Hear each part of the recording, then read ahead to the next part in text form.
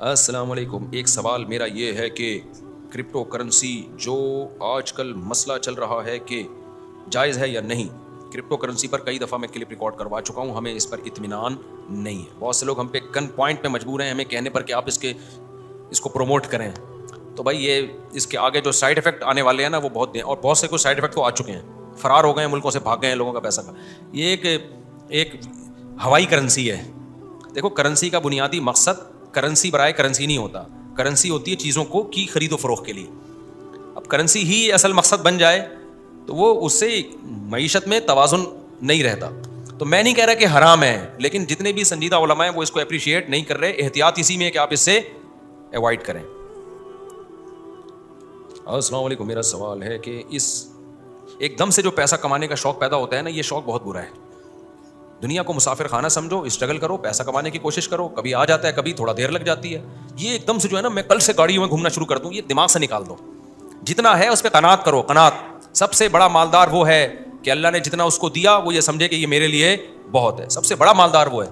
اور اگر آپ نے کوشش کی نا میں ایک دم سے آ جائے پتہ نہیں 99% تو یہ کہ نہیں آئے گا. اور اگر آ بھی گیا نا تو آپ ڈبل ہونے کی کوشش کرو گے, پھر دل ویسے کا ویسے ہی رہے گا, ٹینشن ختم نہیں ہوگی. تو جتنا اللہ نے دیا سمجھو یار. میں اپنے جو حالات بتاتا رہتا ہوں تو شو مارنے کے لیے تھوڑی بتاتا ہوں, ہم یہی نیت سے بتاتا ہوں کہ بھائی دیکھو ہم کتنے خوش.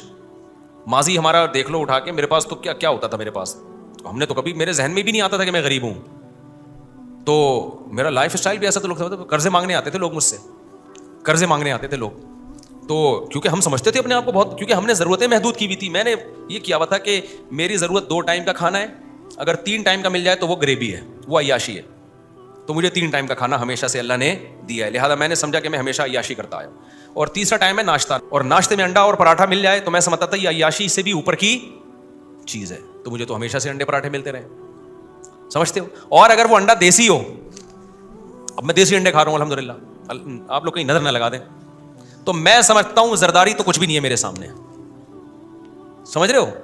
کچھ بھی نہیں ہے یار. تو پھر اگر ہمارے پاس مہینے کے آخر میں بچے نہ بچے تو پھر کیا ٹینشن یار. ہمیں جب لگژری سے بھی اوپر کی لائف مل رہی, گھر کا جب میرا تصور یہ ہے کہ گھر ایسی جگہ ہو, دھوپ کا انتظام, ہوا کا انتظام ہو, بس بہت ہے. چاہے کرائے کا ہو, تو میری ضرورت تو اس سے کیا ہو رہی ہے, پوری ہو رہی ہے. بہترین لگژری سے بھی اوپر کی لائف.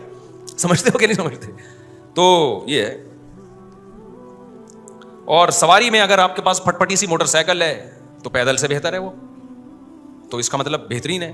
اگر آپ کے پاس 1 to 5 ہے تو لگژری ہے, گاڑی ہے تو پھر تو ہٹو بچوں. اور اگر آپ کے پاس گاڑی بھی بڑی اچھی والی کرولا رکھی ہوئی آپ نے, اچھی کرو, تو آپ زرداری کچھ بھی نہیں ہے آپ کے سامنے.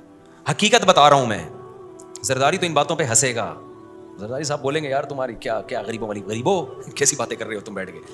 لیکن بھائی ہم تو اس کو کیا سمجھتے ہیں, مسافر خانے کو اتنی چیزیں مل جائیں, اور ہمارے اعمال تو ایسے ہیں کہ ایک نوالے کے بھی ہم مستحق, یا تو ہم نے اللہ کے لیے بڑی قربانیاں دی ہو نا, ہم کر کیا رہے, ہمارے اعمال کیا ہے. میں تو ایک نوالا بھی اللہ دے دے تو اس کا کرم ہے بھائی.